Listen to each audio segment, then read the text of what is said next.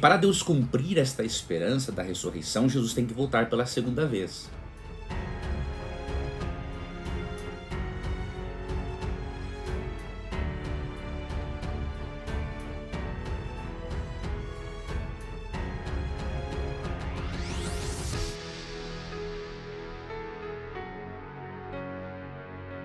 Participe agora da mentoria de interpretação bíblica, a Bíblia fácil de entender. Estude de uma forma simples e didática comigo e entenda textos difíceis. Compreenda e aplique a palavra de Deus à sua vida.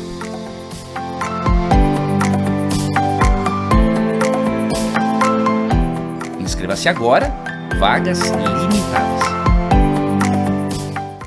E eu quero mostrar para você alguns textos bíblicos sobre a segunda vinda de Cristo. Antes eu quero argumentar com você, até para lhe ajudar a refletir nisso, caso você não cria na Bíblia, não cria em Deus e nem em volta de Jesus. Eu particularmente vejo muita lógica na segunda vinda de Cristo, deixando de lado agora a Bíblia, tá? Depois nós vamos para a Bíblia. Por que eu vejo muita lógica na volta de Cristo? Porque ele veio uma primeira vez.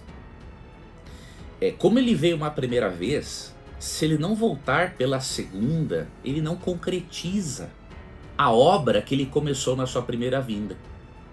E a existência de Cristo neste mundo, ela é praticamente inquestionável hoje em dia, né? Ela é inquestionável. Um ou outro aí que viaja na maionese, que questiona a existência de Cristo, mas até mesmo agnósticos, ateus reconhecem que o personagem Jesus Cristo existiu.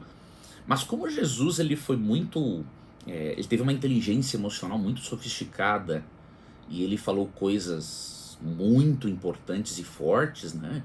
Você não tem como ficar neutro em relação a isso. Ou você acredita ou você não acredita, né? Ou ele foi quem ele realmente disse, ou seja, Deus, Messias, Salvador, ou ele era um impostor, né? E neste caso, como eu não creio que ele era um impostor e ele veio pela primeira vez, e agora ele promete que vem pela segunda vez, então eu creio que a primeira vinda de Cristo é a garantia da segunda. Até porque, se ele não volta, se ele não vem pela segunda vez, a primeira vinda dele foi em vão, praticamente, né?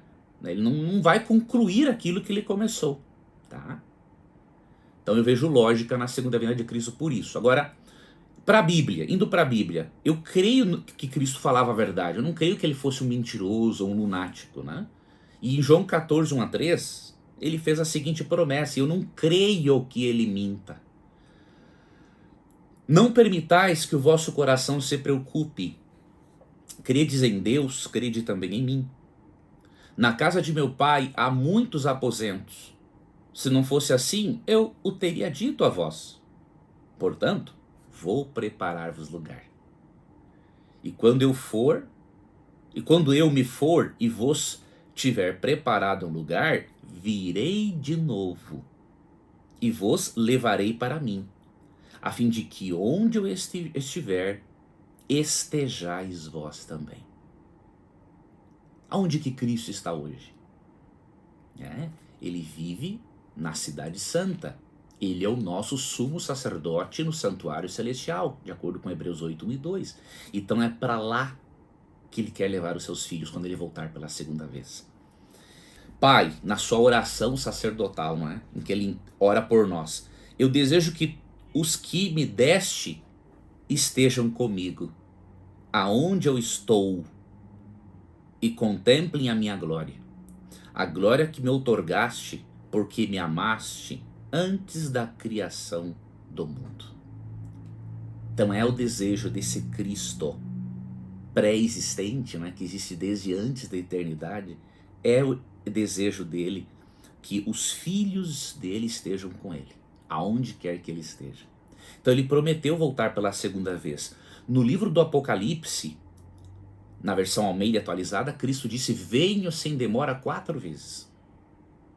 E uma das declarações mais significativas sobre isso está no livro do Apocalipse, onde há a última fala de Jesus Cristo na Bíblia. A última fala de Cristo na Bíblia, Apocalipse 22, 20, né? Aquele que dá testemunho destas palavras afirma: com toda certeza venho rapidamente.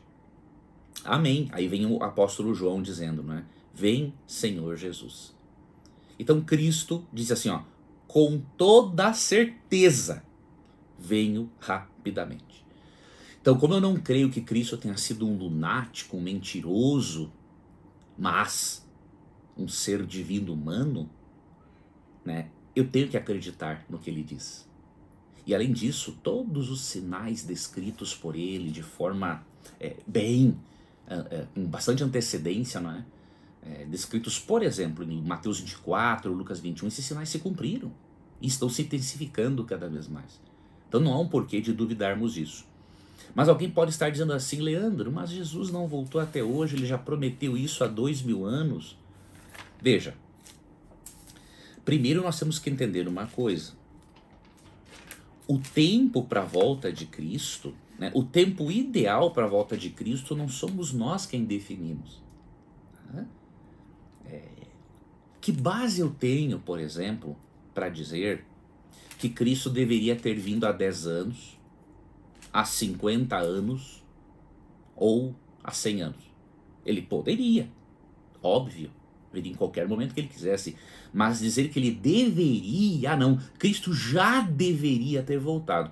Eu creio que é muita pretensão da nossa parte querermos que Jesus volte no momento em que nós achamos que é o correto. Mesmo que 2 Pedro 3,12 ensine sim que nós podemos, por meio da pregação do Evangelho, apressarmos a volta de Cristo, isso não significa que seremos nós as pessoas que vão definir a volta de Cristo. Lembra-se de Gálatas 4,4, né? Para Cristo voltar pela primeira vez, ele veio na plenitude do tempo, ou seja, no tempo correto, definido por Deus. Então ele vai vir de novo na plenitude do tempo. Então eu não tenho base para dizer assim, Cristo já deveria ter voltado, está demorando muito.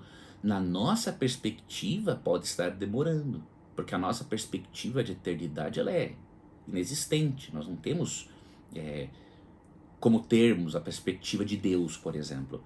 Mas nós temos que ter humildade e pensarmos, nos acalmarmos, né? E pensarmos o seguinte, quem define o tempo é Deus. A minha obrigação é crer e esperar o meu Salvador. Vindo ele na minha geração ou não, eu sei que ele vai voltar e que eu vou estar com ele. Eu confio, queridos, que Cristo vai vir na nossa geração. Mas eu não posso dar essa certeza porque a Bíblia não me dá uma data. Né? Então, alimente a esperança. Viva na expectativa da volta de Jesus, como Paulo. Né? Paulo em Tito 2,13, ele fala assim, aguardando a bendita esperança e a manifestação da glória do nosso grande Deus e Salvador Jesus Cristo. Veja, ele não é só Salvador, ele é Deus. Então você tem que aguardar com expectativa e considerar a volta de Cristo uma abençoada, uma bendita esperança. E se acontecer de Deus, né, revelar para você, de alguma forma, né, que ele não vai voltar na sua geração ou nos dias que você pensa que deveria voltar, faça como Paulo em 2 Timóteo 4,8, 7,8. Ele esperava que Cristo voltasse nos dias dele, mas um dia Deus revelou para ele, né? Ele percebeu que a vida dele estava terminando. Ele falou assim, olha, eu combati o bom combate, né? Guardei a fé, completei a carreira. E aí no verso 8, a coroa da justiça me está guardada, e não somente a mim, mas a todos aqueles que amam a sua vinda. Então, viva com a perspectiva de que Cristo vai voltar na nossa geração.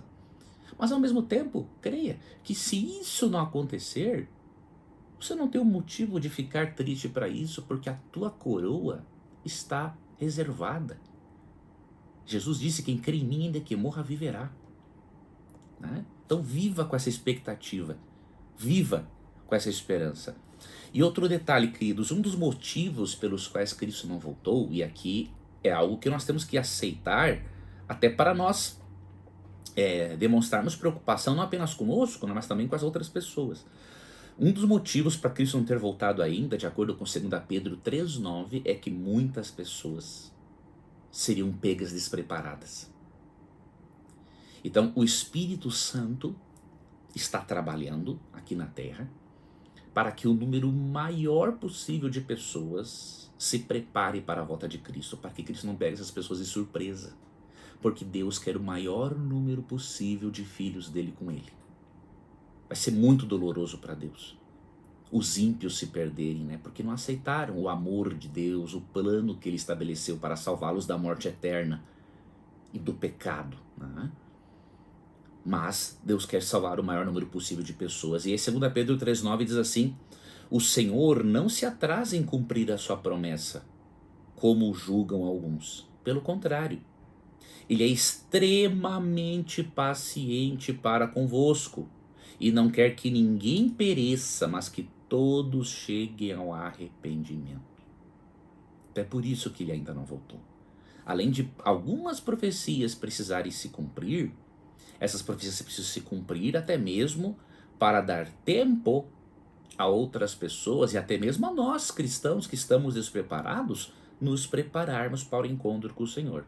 Porém, um dia a porta da graça, diríamos assim, vai se fechar. Cristo vai vir buscar os seus, e de acordo com Mateus 16, 27 e Apocalipse 22, 12, ele vai dar a cada um segundo as suas obras, né? Não que a salvação é pelas obras, né? Mas porque as obras revelam, são um termômetro da fé que você tem. E tanto que o verso 10 diz assim, ó, né, que apesar de ele estar esperando pessoas se arrependerem para não pegá-las de surpresa, o verso 10 de 2 Pedro garante, ó, 2 Pedro 3. Entretanto, o dia do Senhor virá como ladrão, ou seja, de surpresa, né, para muitos, no qual os céus desaparecerão ao som de um terrível estrondo e os elementos se desintegrarão pela ação do calor. A terra e toda a obra nela existente serão expostas ao fogo. Né? Quando a terra entrar em contato com a glória de Jesus, a terra pegará fogo. Esse será um fogo para purificar a terra do pecado dos pecadores. E aí o verso 13, 2 Pedro diz, né, que Deus vai reconstruir este planeta, a chamada nova terra.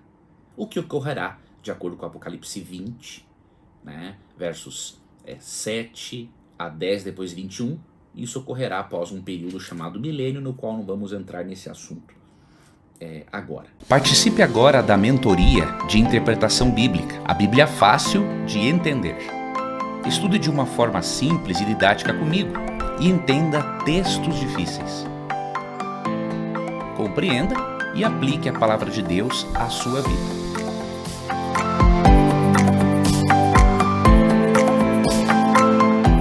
Inscreva-se agora, vagas limitadas.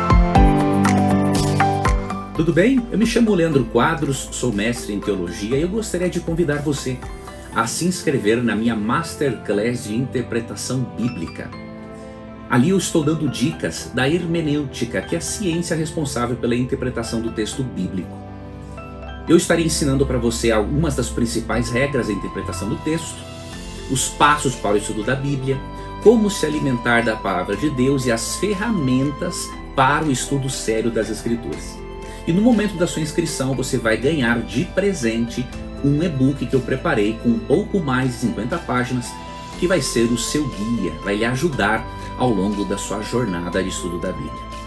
Então quando você enxergar um botão, clica nele, matricule-se, vai ser uma honra para mim ter você como aluno, ter você como aluna.